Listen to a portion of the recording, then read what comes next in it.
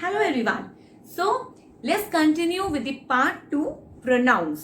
Hopefully आप सबने pronounce की मेरी लास्ट वीडियो अच्छे से देख ली होगी, समझ ली होगी एंड मोस्ट इम्पॉर्टेंटली आपने उसको रिवाइज किया होगा बार बार, बिकॉज प्रोनाउन एक ऐसा टॉपिक है, अगर आप चाहें तो आप बहुत इजीली इसको अगर कोई एग्जाम से क्लियर भी कर सकते हैं। अगर कहीं पे स्टक हो गए तो सीधा डायरेक्टली रॉन्ग इसका आंसर आता है। देखने में सिंपल है बट अगर इसके रूल्स ना पता हो तो बहुत डिफिकल्ट टॉपिक है ये।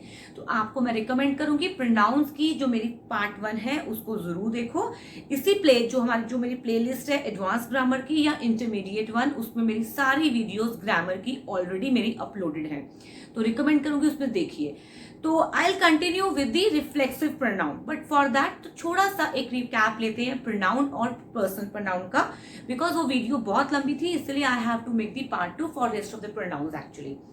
तो प्रोनाउन क्या होता है? That is the word that replaces the noun. अगर मैं बोल रही हूं Shivam is playing, Shivam is eating, Shivam has gone to school, मैं अगेन एंड अगेन शिवम को रिपीट कर रही हूं। तो अगर मैं इसको, ये बहुत अच्छा साउंड नहीं करता, बहुत अगर रिटन कंटेक्स्ट में देखें तो भी अच्छा नहीं लगता। तो उसके लिए हम क्या करते हैं पता ना आपको, हम एक वर्ड से रिप्लेस करते हैं, वो होता है प्रोनाउन, जिसको हम हिंदी में सर्वनाम भी कहते हैं। अब बॉय के लिए हम ही यूज करते हैं, गर्ल के लिए शी, और हम प्लूरल है तो दे यूज करते हैं। अगर हम वी हैं, हम सब के लिए वी यूज करते हैं। तो these are called as the personal pronouns. Personal pronouns कौन से होते हैं? जो कि पर्सन्स के लिए यूज करते हैं, मतलब हम पीपल के लिए यूज करते हैं, पर्सन के लिए। बहुत इंपॉर्टेंट टॉपिक था इट का, हमारे अंदर बहुत कंफ्यूजन रहती है इट को लेके, वो भी मैंने इस टॉपिक को मैंने उस वीडियो में तो डाला ही डाला है, बट मैंने उसको सेपरेटली वीडियो को मैंने कवर अप कर दिया, सो दैट कि इट की जो आपकी क्लैरिफिकेशन है बहुत इंपॉर्टेंट है। सिर्फ नॉन लिविंग और एनिमल्स के साथ नहीं, कहाँ कहाँ हम इट यूज करते हैं वो मैंने पूरा एलैबोरेट करके आपको समझा दिया। होपफुली आपको पर्सनल प्रोनाउंस समझ आ गया होगा, प्रोनाउंस क्या है वो भी आपको आ गया। Now let's start with the rest of the pronounce. पहले रिवाइज करते हैं रेस्ट कौन से प्रोनाउंस हमारे भी रहते हैं। That is the reflexive, emphatic, reciprocal, demonstrative, indefinite, interrogative and the distributive. ये हमारे प्रोनाउंस हैं जो मैं आज इस वीडियो में टोटली इसमें कवर अप आपको कर लूंगी। So let's continue. तो अब हम कौन से करेंगे? First of all reflexive pronoun. Let's start. Now, first of all, we'll cover up the reflexive pronoun. Reflexive pronoun होता क्या है? First of all, इस वर्ड का मीनिंग आप जानते हैं कि रिफ्लेक्सिव का मतलब क्या है। रिफ्लेक्स मतलब अपने आप पे रिफ्लेक्स करना। हम कहते हैं अगर कोई चीज हम जैसे टकराई, हाँ, तो वापस उसके अगर कोई आगे कोई चीज आ जाए तो वो वापस मुड़ जाती है अपने ही तरफ पे। सपोज मैंने अगर ये चीज की, मैंने कोई बॉल है सपोज मेरे हाथ में, मैंने बॉल को यहाँ पे मारा और बॉल वापस अगर टक्कर हो गई तो बॉल वापस आती है। आपने बॉल को नीचे, आप उसको करते हो, डॉज करते हो, तो बॉल जब डॉज करते हो तो बॉल वापस अपनी तरफ आती है। That is called as the reflexive action. क्या कहते हैं उसे? Reflexive action. तो जो उस रिफ्लेक्सिव एक्शन से ही हमारा एक प्रोनाउन बना है।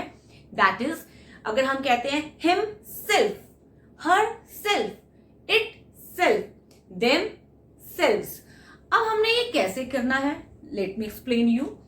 मैं अब आपको एक सिंपल सा रूल बता रही हूं रिफ्लेक्सिव प्रोनाउन का। My, you, him, her, it अगर आता है सिंगुलर फॉर्म में तो हम सेल्फ यूज करते हैं। क्या यूज करते हैं? सेल्फ। अगर मैं कहती हूँ प्लूरल फॉर्म में आता है, प्लूरल में अगर मैं कहूं आर, हम 2 या 3 खड़े हैं, मोर देन 1 पर्सन, तो हम आर कहेंगे। अगर आप अकेले नहीं हो, यू कहा। अगर आप ज्यादा लोग हो तो यू का योर बन जाएगा। और देम, अगेन आप सबका देम, मतलब कि वो ज्यादा है, एक की बात नहीं कर रही, ज्यादा के लोग की बात कर रही हूँ, प्लूरल फॉर्म में बात कर रही हूँ। तो आर, यू एंड देम के साथ सेल्फ यूज करेंगे, SELVES। अगर सिंगुलर है तो हमारे ये वाले पर्सनल जो हमारे प्रोनाउंस हैं उसके साथ सेल्फ होगा। अगर हमारा प्लूरल है तो इनके साथ हमारा सेल्व्स हो जाएगा, सेल्व्स, देम सेल्व्स, हिम, उसके साथ हिम सेल्फ है तो हमारा यहां हो जाएगा themself, yourselves, are selves.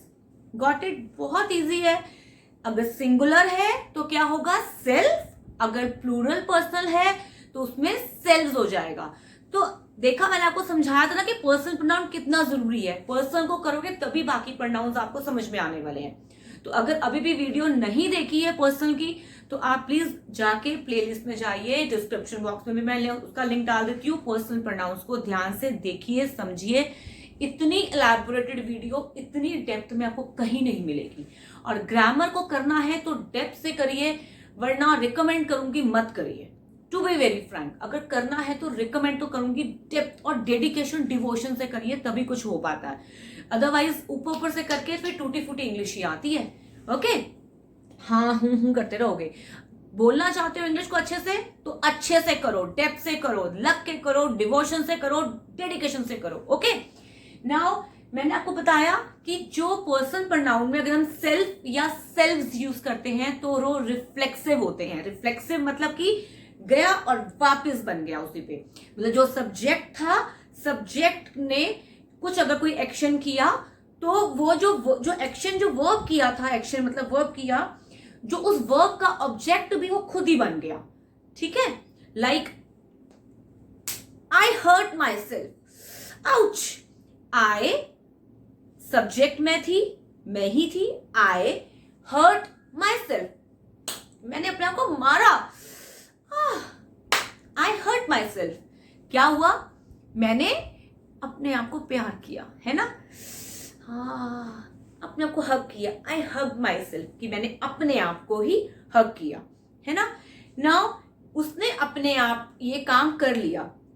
हाँ, he did himself, she did herself, उसने अपने आप कर लिया था ये काम। ठीक है, शी डिड हरसेल्फ, उसने ये काम अपने आप कर लिया था, और बॉय ने ये काम अपने आप कर लिया था। तो काम कौन कर रहा है? सब्जेक्ट कर रहा है मेन। वो कौन है? Personal pronoun. और जब उसने अपने आप हमने वर्ड यूज किया, that is the reflexive pronoun. Simple, और कुछ भी नहीं है। बाकी इसमें 3 to 4 रूल्स हैं, वो मुझे आपको समझाने हैं, बट पहले थोड़ा सा कवर अप कर लेती हूँ। ही हर्ट माई सेल्फ, अब ही का क्या बन गया? हिमसेल्फ। दे रूइंड देमसेल्व्स, अब मैंने देमसेल्व्स क्यों यूज किया? मैंने बताया था आपको, प्लूरल है, देम है, तो सेल्व्स यूज करेंगे। जब भी हमारा प्लूरल आता है, उसका सेल्फ का सेल्व्स हो जाता है। Now you ruined yourself, आपने अपने आप को बर्बाद कर दिया। You ruined yourself, you ruined your career, you ruined your career yourself. ठीक है, तो मैंने यहाँ का यू रूइंड योर कैरियर और यू रूइंड योर सेल्फ। अपने आप आपने जो काम किया, आप रिस्पॉन्सिबल हो, आपने किया और अपने ऊपर आके आपके ऊपर आई, तो रिफ्लेक्स हो गया आपके ऊपर। जैसे करनी वैसे भरनी, है ना? तो वैसे ही होगा, तो उसका आपका रिफ्लेक्स आपके ऊपर आ गया। अब मैं थोड़ा सा और आपको क्लियर करना चाहती हूं कि इसकी अगर डेफिनेशन फॉर्म में देखा जाए कि reflexive pronoun is used as a object and represent subject in any sentence. Simple सी है, थोड़ा सा आपको पहले समझा दिया गया है, अब आपको इसको इसके साथ जोड़ना है अपने कंसेप्ट को। कंसेप्ट आपको आ चुका है कि use as a object. Himself मैंने बताया था ना कि वो वापस जो एक्शन जिसने किया उसके ऊपर ही वापस आई, जिसके ऊपर काम होता है वो ऑब्जेक्ट होता है, पता है आपको? तो use as a object, himself object हुआ। और represent subject in any sentence, वो आई और हिमसेल्फ है, तो वो आई और माई सेल्फ में एक ही हूं ना, यू और योर सेल्फ एक ही है, ही और हिमसेल्फ एक ही पर्सन है वो सब्जेक्ट ही, तो रिप्रेजेंट सब्जेक्ट। ये इसकी डेफिनेशन है जो मैंने क्लैरिटी में आपको समझा दी, कहीं पे लिखी हो तो आपको समझ आ जानी चाहिए। Now actions turn done by subject turn back upon the subject, वही बात हो गई। Reflexive actions done by the subject turn back upon the subject, कि अगर सपोज मैंने मारा, मैंने ही एक्शन किया, मुझे ही लगा, है ना? यू रूइंड योर सेल्फ, आपने काम किया और आपके ऊपर ही बात आई, रिफ्लेक्सिव हो गया। नाउ इसके 3 to 4 एक इंपॉर्टेंट रूल्स हैं, I will explain you that. Now let's continue with the rules of the reflexive pronoun. First of all, first rule है, जब भी कुछ ट्रांजिटिव वर्ब्स होते हैं, होपफुली आपको ट्रांजिटिव वर्ब्स पता है, नहीं पता तो वीडियो में जाके पूरा वर्ब्स का चैप्टर अच्छे से कर लो। ट्रांजिटिव वर्ब्स होते हैं जो कि like avail, absent, apply, revenge, तो उसमें हमारा रिफ्लेक्सिव प्रोनाउन का हम यूज करते हैं, ट्रांजिटिव वर्ब में करते हैं। Like I absented myself from the office. अगर मैं बट जहां पे इंट्रांजिटिव वर्ब्स होते हैं लाइक जैसे मैं कहती हूँ कि set, bathe, keep, make, stop etcetera, बहुत सारे होते हैं इंट्रांजिटिव वर्ब्स भी, वहां पर हम अगर हम ऐसे कहते हैं let us rest at the bed, let us rest और let us ourselves rest at the bed, तो ये हमारा करेक्ट होगा लेट अस आवरसेल्फ रेस्ट, कि हम अपने आप को रेस्ट करवा रहे हैं, तो ये गलत होगा, तो इट वुड बी रॉन्ग। तो late us rest at the bed correct होगा, यहाँ पे हमारा रिफ्लेक्सिव प्रोनाउन यूज नहीं होगा। तो कॉम्पिटिटिव एग्जाम का बहुत कॉमन क्वेश्चन है, नोट डाउन कर लो। मैं अगर थर्ड केस में अगर मैं कहती हूँ माई सेल्फ इज जया, तो ये गलत होगा। इस तरह से हमारे रिफ्लेक्सिव प्रोनाउंस कभी हमारे ऐसे इसके साथ या नहीं यूज होते हैं। मैं कहती हूँ myself will go there, तो विल किया तो इसमें गलत होगा। हिमसेल्फ विल डू इट गलत होगा। हरसेल्फ कैन सॉल्व इट गलत होगा। तो यहाँ पे ये वाला इस तरीके से इतना कॉम्प्लेक्स बनाने की जरूरत नहीं है इंग्लिश को, तो सिंपल ही उसको रहने दो। अगर मैं क्या कह सकती हूँ herself can solve it, she can solve it herself, इसको ऐसे लिखेंगे, not like that, herself can solve it, ये गलत होगा। Himself will do it, he will do it himself, वो किसका करेक्ट होगा। इस तरीके से हमारे रिफ्लेक्सिव प्रोनाउंस का टॉपिक आज फिनिश होता है। बट अगला जो हमारा सेकेंड प्रोनाउन है एम्फेटिक, जब मैं एम्फेटिक करवाऊंगी आपको काफी लगेगा कि ये रिफ्लेक्सिव और हम उसमें कंफ्यूज हो रहे हैं, बट आपकी कंफ्यूजन आज मैं दूर कर दूंगी कि क्या उन दोनों में डिफरेंस होता है, रिफ्लेक्सिव में और एम्फेटिक प्रोनाउन में। Let's continue with the emphatic pronouns now. Here it is emphatic pronouns. Now most of the people they get confused in between the reflexive pronoun and the emphatic pronoun, but छोटा सा difference अगर आपको आज मैंने आज ये बता दिया ना, तो कभी भी प्रॉब्लम नहीं होगी रिफ्लेक्सिव और एम्फेटिक में। फर्स्ट ऑफ ऑल रिफ्लेक्सिव आपको क्लियर हो गया कि हमने कुछ भी, सपोज मैंने बॉल को डॉज किया तो बॉल मेरे पास वापस आई, दैट इज द रिफ्लेक्सिव। ठीक है, got it. Now let's start with the emphatic. Let me ये तो पक्का है कि रिफ्लेक्सिव और एम्फेटिक बिल्कुल नियर टू होते हैं। ठीक है, इसमें तो कोई मतलब कोई ऐसी बात नहीं है कि मैं कहूं कि आपको कंफ्यूज करूं कि नहीं अलग अलग होते हैं, बहुत ज्यादा नियर टू होते हैं। तो उसमें भी जैसे हम पर्सनल प्रोनाउन प्लस सेल्फ और सेल्फ लगाते हैं, इसमें भी हम सेल्फ और सेल्फ लगाते हैं, बट हमें डिटेक्ट करना मुश्किल हो जाता है कि ये रिफ्लेक्सिव है या एम्फेटिक, यही प्रॉब्लम आती है आपको। आज मैं आपको वो एक्सप्लेन कर देती हूँ, but make sure personal pronoun की, रिफ्लेक्सिव प्रोनाउन की वीडियोस आपको पूरी तरह से क्लियर होने चाहिए अच्छे से, तब आगे एम्फेटिक पे चलना। बीच में से स्टार्ट करोगे तो सब हौच पौच अपने लिए क्रिएट कर दोगे। Now let's start. नाउ मैंने बोला एम्फेटिक, एम्फेटिक का मतलब होता है एम्फेसिस, किसी को मतलब किसी चीज पे जोर डालना, हाँ किसी चीज पे हम स्ट्रेस करना, किसी चीज को स्ट्रेस करना, एम्फेसिस करना, कि मतलब अगर सपोज सब, अब यहाँ एम्फेटिक का क्या मतलब है, किसी चीज को, किसी की इंपॉर्टेंस बढ़ाना किसी चीज की। मैं कहती हूँ ये काम मैंने अपने आप कर लिया, हाँ I myself completed this work. अब आप बोलोगे माई सेल्फ तो मैम आपने रिफ्लेक्सिव बताया था, अब यहाँ एम्फेटिक कैसे आप बता रहे हो, ये मैं आपको कभी क्लियर कर दूंगी। कंटिन्यू करते हैं। तो पहले एम्फेटिक का मतलब होना चाहिए, आपको समझ आना चाहिए कि for increasing the importance of noun और प्रोनाउन, इसका जो मेन, इसका जो पर्पस है that is to increase the importance of noun या प्रोनाउन जो कि सब्जेक्ट है, उसकी इंपॉर्टेंस को बढ़ाने के लिए होता है। एग्जाम्पल लेते हैं, I myself solve this question, myself, he himself came to see the patient, he herself found the solution, herself, you yourself admitted your fault, yourself, myself, himself, herself and the yourself। अब आप बोलोगे ma'am आपने तो reflexive कहा था कि जब हमारा कुछ रिफ्लेक्स हो रहा है, कि आपने मुझे क्या समझाया था रिफ्लेक्सिव में कि मैंने बॉल मारी, बॉल मेरे पर वापस आई, रिफ्लेक्स हुई, तो आपने कहा माई सेल्फ है तो रिफ्लेक्सिव है। बच्चों यही तो पॉइंट था कि मैं आपको अभी भी उस बात से ना नहीं कर रही हूँ कि उसको रिफ्लेक्सिव ही कहते हैं। Like you ruined your life yourself, कि सब्जेक्ट ने ही किया और सब्जेक्ट पे ही आ गया, रिफ्लेक्सिव रहा, ठीक है। एम्फेटिक का उस बात को समझो कि एम्फेसिस दिया यहां मैंने, I myself solve this question, कि ये क्वेश्चन मैंने अपने आप सॉल्व कर लिया। ही हिमसेल्फ, कि उसने अपने आप, he came to see the patient.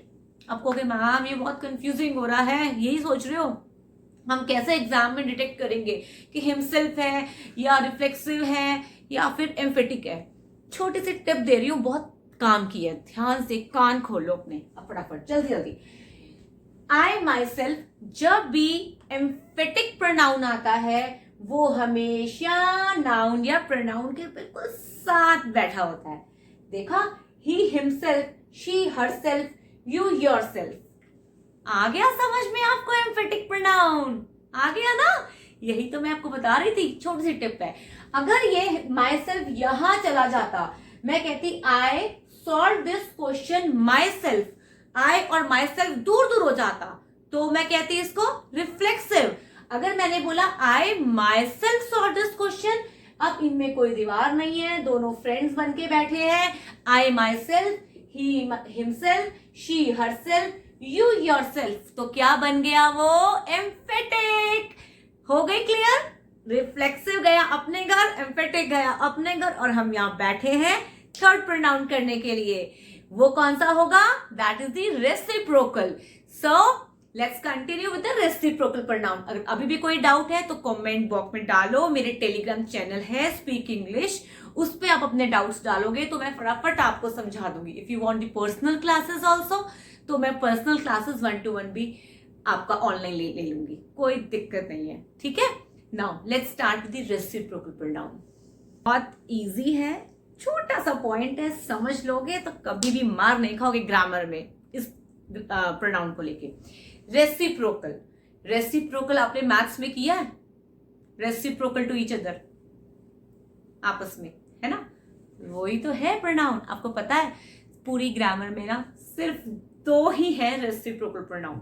सबसे बढ़िया बात, वो कौन कौन से हैं? ईच अदर और वन अनदर। बट प्रॉब्लम कहाँ आती है? कॉम्पिटिटिव एग्जाम्स में बच्चे फंस जाते हैं कि ईच अदर लगाएं या वन अनदर लगाएं। वो भी मैं आपको आज क्लियर कर दूंगी। कभी भी कहीं भी रिटन कंटेक्स्ट हो, ओरल हो, स्पोकन इंग्लिश हो, कभी आपको प्रॉब्लम नहीं आएगी, that I promise you.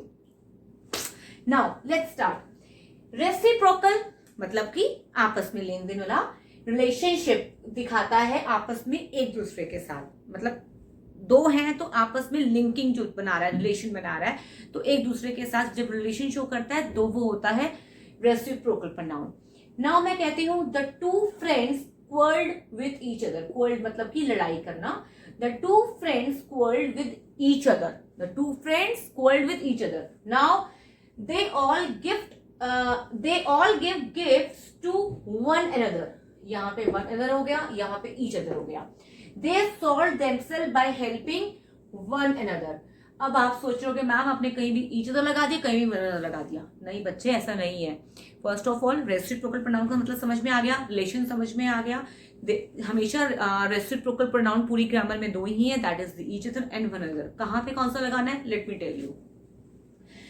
Each other, ये एक बहुत ही इंपॉर्टेंट पॉइंट है जो कि आज के बहुत बड़े प्रोफेसर्स को, कॉलेजिएट्स को या टीचर्स को, कॉर्पोरेट्स को यहाँ पे मिस्टेक करते हैं इन द रिटन पार्ट। ठीक है, स्पोकन में तो पता ही है बहुत गलतियां होती हैं, रिटन पार्ट तो मैं बता रही हूँ आपको। The 2 friends quarrelled with each other. Each other मैंने यहाँ जब तब यूज किया जब मैंने यहाँ पे 2 लोगों की बात की, सिर्फ 2 लोगों की बात की। अगर मैंने कहा they all give gifts to one another, तो वन अनदर कहां पे होएगा? जहां पे मैंने दे यूज किया। जब 2 से ज्यादा होता है तो हम यूज करते हैं वन अनदर। अगर 2 है, यहाँ पे 2 स्ट्रेंथ है लोगों की, तो हम यूज करेंगे each other.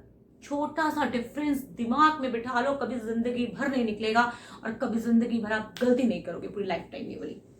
They solve themselves by helping one another या ईच अदर। बताओ फटाफट, जल्दी जल्दी, मैं अभी बोर्ड्स के पास नहीं हिलूंगी। That is the one another, correct. क्योंकि क्यों यूज किया वन अनदर मैंने? क्योंकि दे यूज किया। They themselves, they solve themselves by helping one other. मतलब उन सब ने कोई प्रॉब्लम होगी तो सॉल्व कर ली आपस में मिलजुल कर। ठीक है, अगर यहां मैं करती कि they too solved the problem and by themselves by helping each other आता। अगर मैं मेंशन कर देती 2 ही लोग हैं सिर्फ उसमें, तो उसमें वन each other आ जाता। अगर मैंने कहा 2 से ज्यादा है पॉसिबिलिटी तो आएगा one another। Simple reciprocal pronoun भी हो गया। मुश्किल था? कितने सारे प्रोनाउंस आज हमने कर लिए। नाउ अब हम नेक्स्ट उसमें चलेंगे। प्रोनाउन का टॉपिक अभी हमारे 4 to 5 भी और रहते हैं, तो अभी कंटिन्यू करना बाकी रहता है। ठीक है, लेट्स कंटिन्यू। डेमोन्स्ट्रेटिव प्रोनाउन है हमारा नेक्स्ट 5th प्रोनाउन। होपफुली सारी पिछली वीडियोस 4 प्रोनाउंस आपके क्लियर हो गए होंगे। नहीं हुए तो उनको देखना जरूर बनता है, समझना जरूर बनता है। Do watch them. Now demonstrative pronoun, ठीक है। डेमोन्स्ट्रेशन का मतलब क्या है कि हम किसी चीज को डेमोन्स्ट्रेट कर रहे हैं, बता रहे हैं, उसकी डायरेक्शन, उसकी तरफ इशारा कर रहे हैं या उसको एक्सप्लेन कर रहे हैं। ठीक है, मैं कहती हूं दिस इज माई पेन, मैं बोलती हूं this is the gift from my mother. Suppose this is the gift from my mother. मैंने बोला कि अब इसमें प्रोनाउन आपका माई मत लेना बच्चों, दिस इज दिस हम पे है, क्योंकि 3 तरह के डेमोन्स्ट्रेटिव प्रोनाउन होते हैं, सिर्फ दिस, दैट और दीज। फर्स्ट ऑफ ऑल और दोज भी होता है, दिस, दैट, दीज और दोज। अगर दिस है तो पास के लिए, दैट दूर के लिए, दीज है तो पास के लिए, दोज प्लूरल फॉर्म में दूर के लिए, दिस दैट सिंगुलर और दीज और दोज फॉर द प्लूरल। ठीक है, अब बच्चे कंफ्यूज होते हैं कि डेमोन्स्ट्रेटिव प्रोनाउन और एडजेक्टिव में प्रॉब्लम होती है मैम, हम वहां पे फंस जाते हैं। बच्चों को क्या आपको कंसेप्ट पता नहीं है ना, छोटा सा पॉइंट बता दूंगी तो कभी भूलोगे नहीं आप। आज मैं वो आपको क्लियर करने वाली हूँ। This is the gift from my mother, मतलब कि दिस इज द गिफ्ट, मतलब ये गिफ्ट जो है ये वाला। अब ये क्या, मैंने किसी को इशारा किया, नाउन को इशारा कर रही हूं, तो नाउन को जो इशारा करते हैं तो that is for the signify कर रहे हैं। वो वर्ड कौन सा होता है? प्रोनाउन। जो ये इसको इशारा कर रहा है कि दिस, ये वाला मार्क कर, ये वाला गिफ्ट मेरी मम्मा ने मुझे दिया है। This is the gift my mother gifted me. ठीक है, यहाँ मैंने लिखा नहीं शायद, I think this is the gift from my mother और this is the gift my mother gifted me. हाँ, वॉट एवर। तो ये जो है हमारा गिफ्ट, ये वाला गिफ्ट मेरा है। Now that is the Taj Mahal या दैट इज द कर्टन। मैं दूर हो जाती हूँ, that is the board. Okay, that is the AC, that is the fan. वो दूर है मेरे से, तो मैंने उसको सिग्निफाई किया, तो वो हो गया प्रोनाउन। मैंने उस नाउन को सिग्निफाई किया, किस, मुझे उसका नाम नहीं पता सपोज, या कुछ उसके मैंने कोई भी उसका दैट यूज कर रही हूँ तो दैट हमने यूज कर लिया। Done. Now these are the books, ये बुक्स है, सपोज मेरे हाथ में बुक्स हैं, these are the books. Now I found in the bag, जो मुझे बैग में मिली है, दीज आर दी पास है, और those are the books that I found in the bag. ठीक है, अगर दूर है तो सिंगुलर प्लूरल दिस दैट का हो गया। प्रॉब्लम कहाँ आती है? एडजेक्टिव और डेमोन्स्ट्रेटिव प्रोनाउन में। यही छोटी सी बात है, लेट मी क्लियर यू। अगर कोई भी दिस दैट दीज, अगर कोई भी दिस दैट दिस अगर नाउन को डिस्क्राइब कर रहा है या नाउन के साथ आ रहा है तो वो क्या बन जाएगा? एडजेक्टिव, क्योंकि वो नाउन को डिस्क्राइब कर रहा है तो वो क्या हो जाएगा? एडजेक्टिव। अगर मैं वो नाउन से दूरी में है, नाउन के पास नहीं है, तो वो क्या हो जाएगा? प्रोनाउन। सपोज मैंने बोला दिस इज द गिफ्ट, अगर इसमें क्या बीच में आ गया इज द, दिस के साथ गिफ्ट में बीच में इज द आ गया, that is the Taj Mahal, is the आ गया, these are the books, are the आ गया बीच में। तो जब बीच में कुछ आ जाएगा तो वो क्या हो जाएगा? That would be pronoun. Come on. अगर वो बीच में कुछ नहीं आता है, उनके बिल्कुल पास होता है, तो उसका होता है एडजेक्टिव। मैम एग्जाम्पल दो। बोलो, यही सोच रही हो ना? दूंगी बेटा example. This pen is mine, this gift is mine. This और गिफ्ट में कुछ आया बीच में? आया? नहीं आया ना? यही तो समझाया था मैंने आपको। अगर दिस और गिफ्ट में कुछ नहीं आया, बीच में स्पेसिंग, बिल्कुल स्पेस में कुछ नहीं आया, तो वो एडजेक्टिव बन गया, क्योंकि दिस पेन, मतलब ये पेन और ये जो पेन, ये पेन मेरा है, तो मैंने बोला this pen is mine. Simple. तो क्या हो जाएगा? वो क्या हो जाएगा? नाउन, और जब दिस दैट इकट्ठा आ जाए तो एडजेक्टिव, अगर बीच में कुछ आ जाए तो वो बन जाएगा प्रोनाउन। कितना सिंपल था और कितना कॉम्प्लिकेट कर दिया हमने इसको। वैसे ही जो ईच अदर और वन अदर वाला टॉपिक था मैंने लास्ट में आपको पिछली बार अभी सॉल्व किया। ठीक है, छोटे छोटे पॉइंट्स है, यही गलती करते हो ना, कोई बात नहीं, the total image is there to solve that, है ना। तो let's continue with the next pronoun. कर रहा है उसको, वो कुछ डेफिनेट नहीं है। सपोज मैंने बोला सम, तो कुछ डेफिनेट नहीं है कितना, हाउ मच, है ना। मैं अगर कहती हूँ कि ऑल, सब, तो ऑल में ये नहीं पता कि किसमें 5 है 6 है या सभी है, कौन कौन है, तो ऑल। तो इस तरीके से जो भी हमारे होते हैं, नो वन, एनी वन, ये दीज ऑल आर इनडेफिनिट, है ना। तो जो ये वाले होते हैं that is called as the indefinite pronoun. So simple, like all, a few, other, no one, nobody, anyone, one. आपको एक बात बताऊंगी लास्ट में। Now let's start with the interrogative pronoun. Interrogative का मतलब तो सबको पता ही है, क्वेश्चन, टू आस्क क्वेश्चन। तो इंटेरोगेटिव प्रोनाउन से आपको समझ में आ गया। फर्स्ट ऑफ ऑल इसको बोलते कैसे, इट इज इंटेरोगेटिव। बोलिए, it is called as the interrogative. Interrogative नहीं बोलना आपने, क्या बोलना है, इंटेरोगेटिव भी नहीं बोलना, अभी भी नहीं ठीक बोल रहे आप, बोलो इंटेरोगेटिव, इंटेरोगेटिव, इंटेरोगेटिव, ओ को साइलेंट कर दो, interrogative. Now let's start. Who, हुम, हुज, व्हिच, व्हाट, ये सब हमारे कौन से हैं, ये है हमारे interrogative pronounce. Let's start with the same. मैं अगर पूछती हूँ कि what is that, what is your father, तो ये क्या होंगे, इंटेरोगेटिव प्रोनाउंस। अगर आपको कहोगे मैम व्हाट, तो हम एडजेक्टिव में भी यूज करते हैं। फॉर इंटेरोगेटिव में कैसे आपने प्रोनाउन में यूज कर लिया, इंटेरोगेटिव एडजेक्टिव तो होते हैं, यू आर करेक्ट। लेकिन आपको वो वाला रूल याद है कि अगर ये साथ साथ हो जाएंगे तो वो हो जाएगा एडजेक्टिव, अगर बीच में कुछ आ गया, is, am, are, will, shall, तो क्या बन जाएगा, वो प्रोनाउन बन जाएगा। सेम रूल हमारा हो जाएगा जो मैंने आपको पिछली वीडियो में आपको समझाया था। ठीक है, तो उसमें कंफ्यूज आपने बच्चा नहीं होना। डेमोन्स्ट्रेटिव वाला समझाया था, दिस दैट वाला, ये वही यहाँ पे रूल वही सेम चलता है इंटेरोगेटिव में भी। तो व्हाट अगर दैट में अगर फर्क बीच में आ गया तो दैट मीन्स ये प्रोनाउन है, ये क्लियर है। व्हाट इज यहाँ पे जो हो जाएगा, ये भी प्रोनाउन ही है, दैट भी। पहले हम यूज करेंगे what. What first of all is what नहीं होता, व्हाट बोलने का तरीका होता है to roll your lips, what.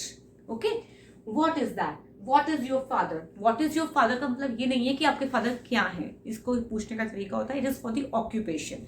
जब भी हम ऑक्यूपेशन पूछते हैं या हम कोई थिंग के लिए यूज करते हैं या नॉन लिविंग थिंग के लिए, तो व्हाट यूज करते हैं।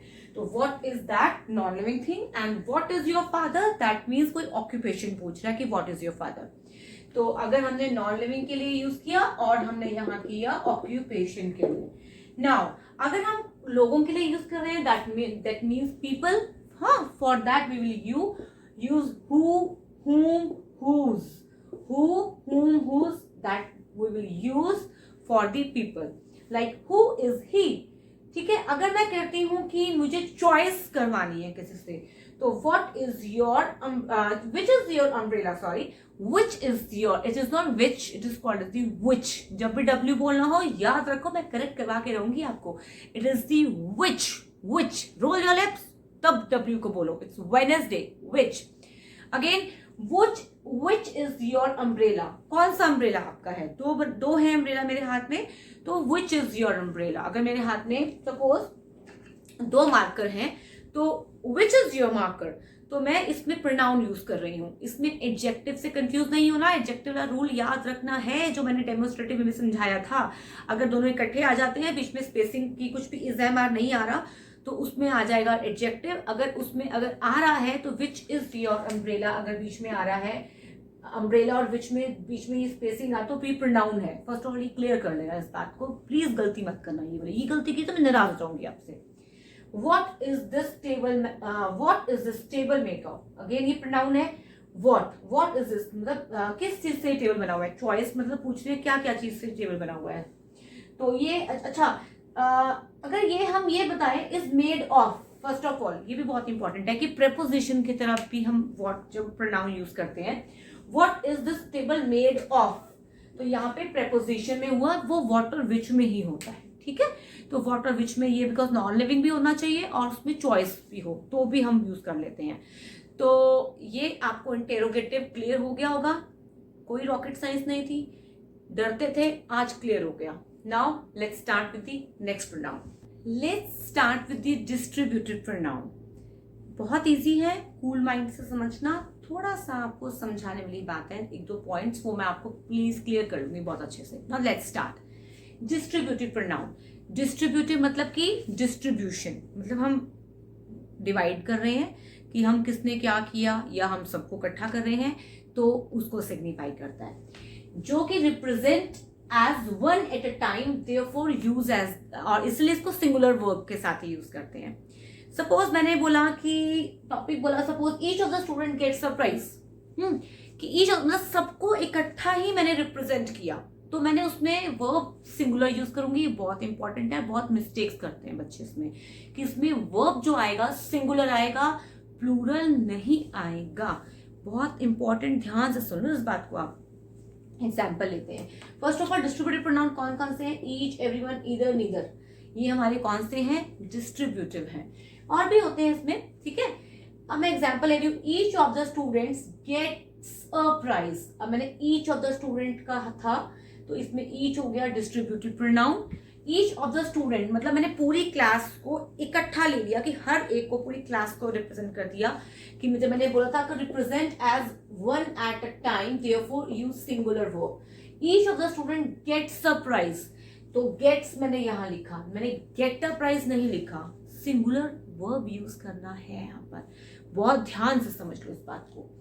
Neither of those two students can secure first position, मतलब उनमें से कोई भी, दोनों में से कोई भी स्टूडेंट्स को फर्स्ट पोजीशन नहीं मिली। Neither of those two students, neither of those, तो नीदर ऑफ दोज को हमने एक पूरी क्लास को, पूरी दो स्टूडेंट्स को हमने रिप्रेजेंट किया।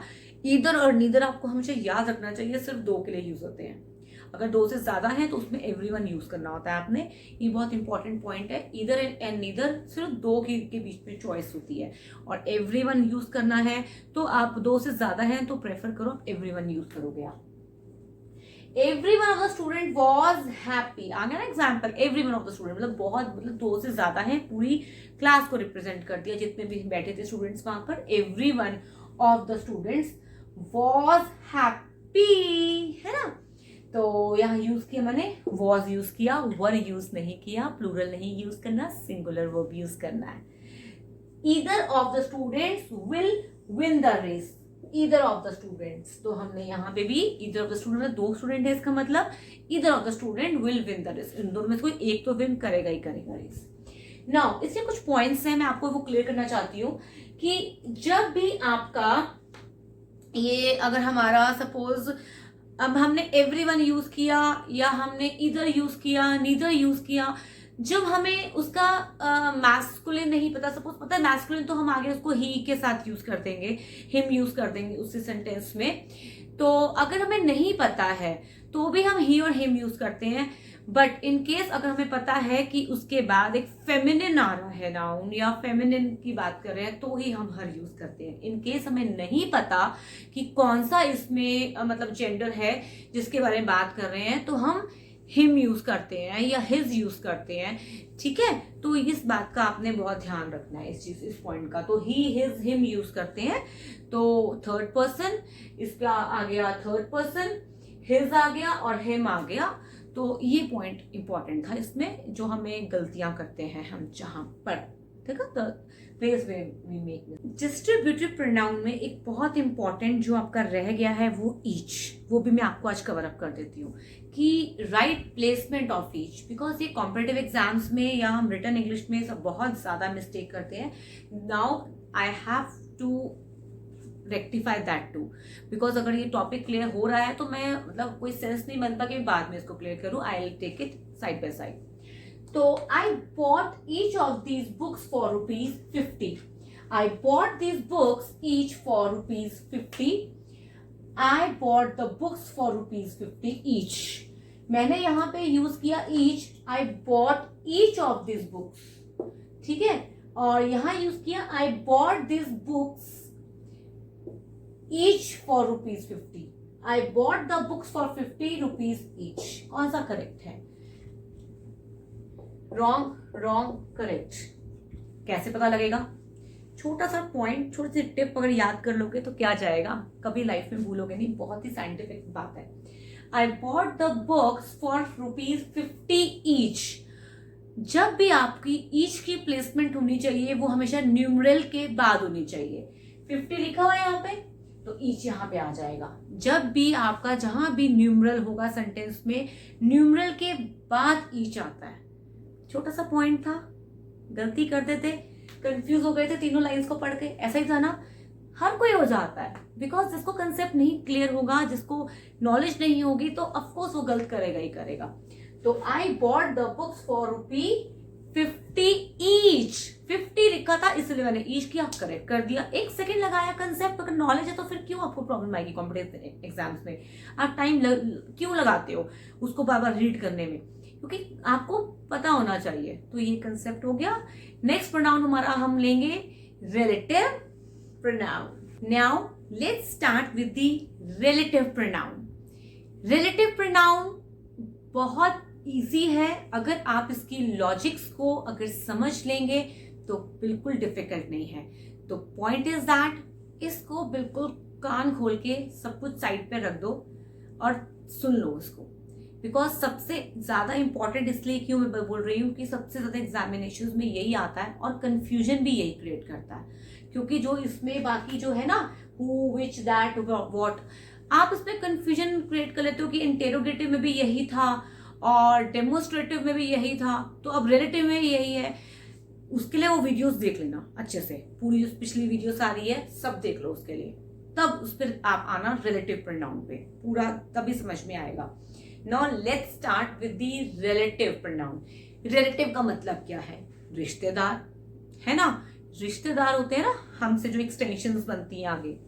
तो refer to some noun going before. जो नाउन मतलब कि इसको एंटीसीडेंट कहते हैं. एंटीसीडेंट मतलब जो बिल्कुल पिछला वाला. हाँ ठीक है, एंटीसीडेंट कहते हैं. सपोज अभी होते कौन से हैं? Who, which, that, what, whose, whom. अगर मैं बोलती हूँ I know Sarla who has just gone out, कि मैं उस सरला को जानती हूँ जो अभी भी बिल्कुल बाहर गई है. आई नो सरला. अब मैंने बता दिया कि हु है तो आपका रिलेटिव प्रोनाउन है. और वैसे ही यहाँ पे this is the mango that she give me. That. अब बोलोगे मैम वो दैट तो आपने उसको डेमोन्स्ट्रेटिव में भी बताया था और हु को आपने इंटेरोगेटिव में बताया था. तो वहां पे यूसेज वहां पे थी ना, उसके रूल्स आपने देखे होंगे, मैंने कैसे आपको एक्सप्लेन किए थे. ठीक है. अब यहाँ पे कैसे मालूम पड़ेगा रिलेटिव का? सबसे एक छोटा सा पॉइंट आपको समझा रही हूँ, कान खोल के सुन लो. इस कंसेप्ट को समझ लोगे ना तो कभी तो ये तो प्रॉब्लम नहीं आएगी कि आपको डिटेक्ट करना मुश्किल हो जाए कि रिलेटिव प्रोनाउन क्या है. सबसे पहली बात, रिलेटिव प्रोनाउन अगर मैंने हु बोला, बिकॉज उसके पीछे उसके साथ साथ उसका नाउन भी है. जो हु किसको सिग्निफाई कर रहा है, इंडिकेट कर रहा है सरला को, जो कि सरला इमीडिएटली हु के साथ है. तो यहाँ पे जो प्रोनाउन है, जब हु, दैट, अगर मैं व्हिच यूज या दैट, व्हाट, हुज यूज करती हूँ, उसके बिल्कुल साथ में, बिना कोई बीच में कोई आए, उसके साथ साथ नाउन आ जाए और नाउन को सिग्निफाई करे. कोई और नाउन नहीं होना चाहिए, उसे नाउन को सिग्निफाई कर दे. बिकॉज नाउन भी आ जाए, प्रोनाउन भी इकट्ठा आ जाए, तो सारे रिश्तेदार इकट्ठे बैठ जाए, जहां की रिलेटिव सारे इकट्ठे आ जाए, एक फैमिली इकट्ठी बन जाए. तो दोनों सरला एंड हु इकट्ठे आ गए तो हु क्या बन गया? Relative pronoun. होगी प्रॉब्लम सॉल्व? अभी नहीं हुई है. इसके रूल्स नहीं जानोगे तो फिर गलती करोगे. एक एग्जाम्पल और ले रही हूं. This is the magazine that he gave to me. और दैट और मैगजीन इकट्ठे आ गया. मैगजीन नाउन है और जो दैट किसको सिग्निफाई कर रहा है? मैगजीन को. तो ये दोनों साथ साथ आ गए. ठीक है. This is the magazine that she gave me. Magazine और दैट साथ साथ आ गए. जब वो साथ साथ आ गए तो वो रिश्तेदार बन गए. नाउन भी है और नाउन की जगह जो प्रोनाउन यूज किया गया दैट, वो दैट किसके लिए यूज किया गया? नाउन के लिए यूज किया गया ना. तो वो दोनों रिलेटिव्स हो गए. दैट मीन रिश्तेदार हो गए. तो क्या बन गया हमारा? Relative pronoun. Clear? Problem solve. अभी नहीं हुई है सॉल्व, इसके रूल्स नहीं जानोगे ना तो फिर गलती कर दोगे। तो बेटर है, बहुत बहुत बहुत वेरी क्रूशियल। तो I will recommend you to watch full video, पूरा रिलेटिव प्रोनाउन करके जाना। ऐसे जाओगे तो फिर बीच में कहीं ना कहीं मिस्टेक्स करोगे, फिर कहोगे मैम ये हमसे गलत हो गया। तो ऐसा नहीं होना चाहिए। तो टोटल इमेज पे हम पूरी इंफॉर्मेशन देते हैं, बीच बीच में से कट ब्रेक करके नहीं देते।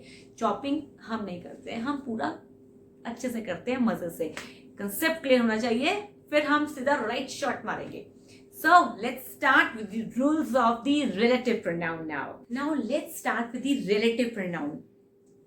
ध्यान से समझोगे, रूल्स को समझोगे, कुछ मुश्किल नहीं लगेगा, बहुत इजी है। रूल्स स्टार्ट करते हैं। RP that is relative pronoun. पहले आपको मैं उसका इनिशियल बता रही हूँ।